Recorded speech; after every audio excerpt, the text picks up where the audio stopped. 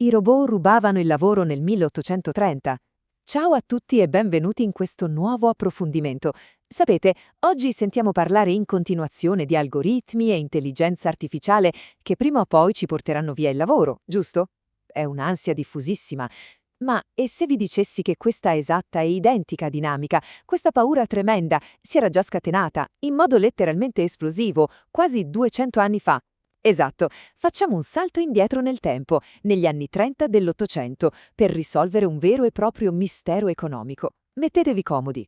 La domanda che oggi ci tormenta è sempre quella: ma l'intelligenza artificiale distruggerà davvero i nostri posti di lavoro?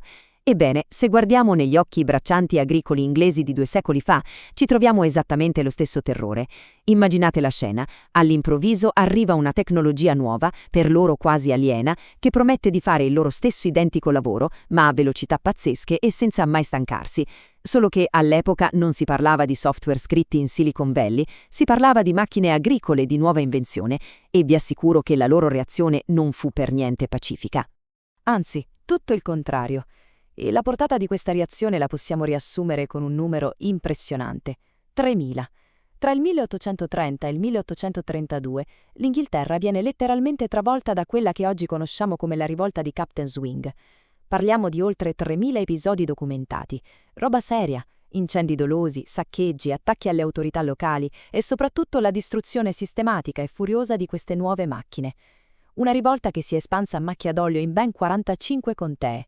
La più grande ondata di proteste nella storia del paese, tanto che alla fine dovettero mandare l'esercito per calmarli. Ma chi era il colpevole di tutto questo caos? Vi presento il nostro sospettato numero 1, la trebbiatrice. In pratica, un aggeggio meccanico inventato per fare una cosa semplice ma faticosissima: separare i chicchi di grano dalla pula. Prima questo lavoro si faceva rigorosamente a mano, smazzandosi per ore con uno strumento chiamato flagello. Insomma, una fatica massacrante. La trebbiatrice era, se ci pensate, il Terminator dell'agricoltura ottocentesca, che fosse spinta dai cavalli o dalla forza dell'acqua, riusciva a moltiplicare la produttività di un singolo lavoratore anche di 10 volte. Un vero capolavoro di ingegneria, certo, ma con un prezzo umano salatissimo. Ed ecco che arriviamo al movente economico, quello che fa davvero scattare la scintilla. Vedete, la trebbiatura manuale non era un lavoretto qualunque, era la vera e propria ancora di salvezza per i braccianti nei mesi invernali, arrivando a pesare fino al 50% del loro reddito stagionale. Il 50%! Con l'arrivo delle trebbiatrici, bam, quell'entrata vitale svanisce nel nulla. Nelle zone dove queste macchine hanno preso piede, la disoccupazione invernale è schizzata al 7,6%, contro un 5,5% delle aree non colpite.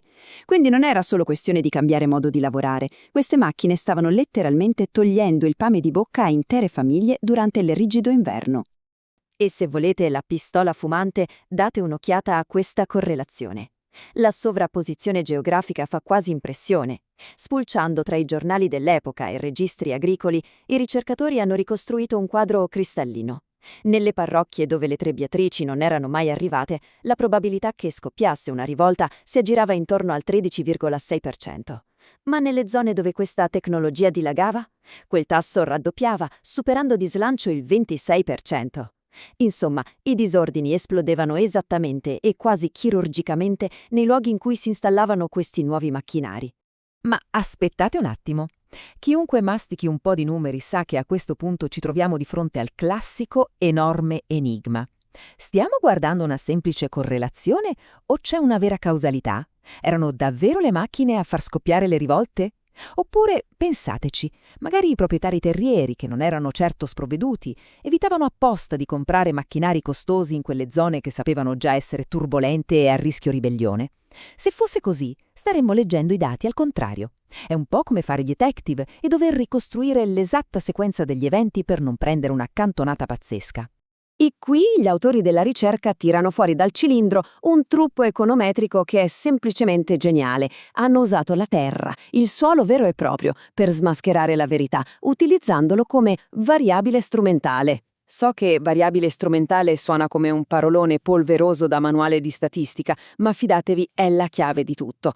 Utilizzando delle moderne mappe geologiche che ci dicono esattamente com'era composto il terreno originario, un dettaglio che in un paio di secoli ovviamente non è cambiato di una virgola, i ricercatori sono riusciti a isolare l'arrivo della tecnologia scindendolo totalmente dal rischio preesistente di eventuali rivolte. Geniale, no? Seguiamo la logica insieme passo per passo perché è davvero affascinante. Primo, i terreni pesanti, quelli pieni di argilla, trattengono tantissima acqua. Secondo, proprio per questa loro caratteristica, sono pessimi per coltivarci il grano e quindi gli agricoltori preferivano farci pascoli o piantare altri cereali. Terzo, ed è qui la svolta, all'epoca le trebbiatrici costavano un occhio della testa ed erano efficaci solo ed esclusivamente per il grano. Quindi, equazione semplicissima, niente grano uguale niente trebbiatrice, e quarto, niente macchine, niente rivolte. In pratica era letteralmente la geologia a decidere dove finiva la tecnologia, e la rabbia sociale non poteva influenzare minimamente questo processo naturale. E i dati passati al setaccio con questo metodo parlano chiarissimo. Abbiamo la prova inequivocabile della causalità. Più il suolo è argilloso e pesante, più crolla l'uso delle trebbiatrici. E indovinate un po', crollano esattamente in parallelo anche le rivolte di Captain Swing.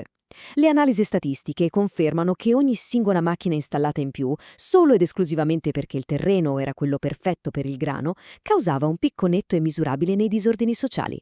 Non si scappa, la tecnologia che distruggeva lavoro portava matematicamente al conflitto sociale.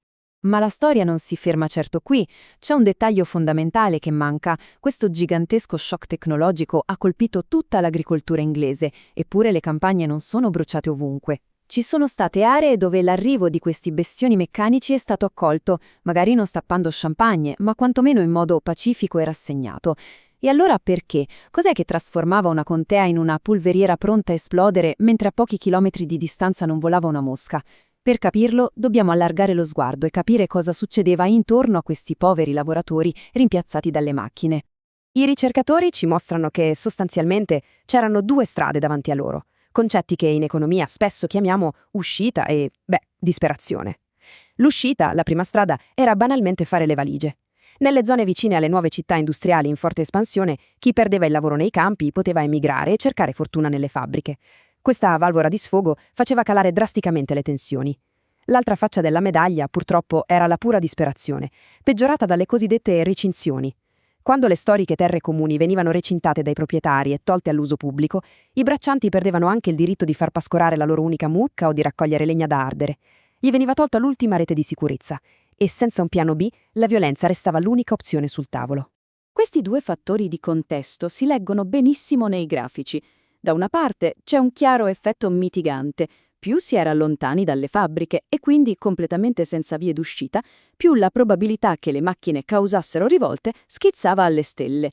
Dall'altra parte c'è un brutale effetto aggravante, dove le recinzioni avevano sottratto le terre comuni ai lavoratori, il legame tra l'arrivo delle trebbiatrici e i focolai di ribellione era fortissimo. Insomma, unendo la mancanza assoluta di un lavoro alternativo allo smantellamento del welfare rurale di base, si otteneva la miscela esplosiva perfetta per i disordini. Tiriamo un po' le somme, perché questa indagine storica ci dà delle lezioni pazzesche. A livello macroeconomico, la tecnologia è indubbiamente uno shock positivo. Fa crescere a dismisura la produttività e la torta economica complessiva, e questo è innegabile. Ma scendendo nel livello locale, nel breve termine, crea quello che in gergo chiamiamo uno shock distribuzionale brutale. La ricchezza passa velocemente dal lavoro umano al capitale, azzerando le entrate di migliaia di persone. E quando i posti di lavoro evaporano rapidamente e non esistono reti di salvataggio valide né vere alternative, la storia ci insegna che il risultato quasi garantito è un'instabilità politica gigantesca. E in fondo è esattamente ciò che ci ripetono da sempre i pesi massimi dell'economia. Pensate a giganti come Marx, Keynes o Leontiev, persone con visioni del mondo praticamente opposte, che però concordavano tutti su questo specifico, cruciale punto. Ci avevano avvertito che la disoccupazione tecnologica non è solo una noiosa statistica sui libri di testo, ma un rischio profondo per la tenuta stessa di una società. E i dati della rivolta di Captain Swing ci danno la conferma empirica, quasi spietata, di questi antichi timori.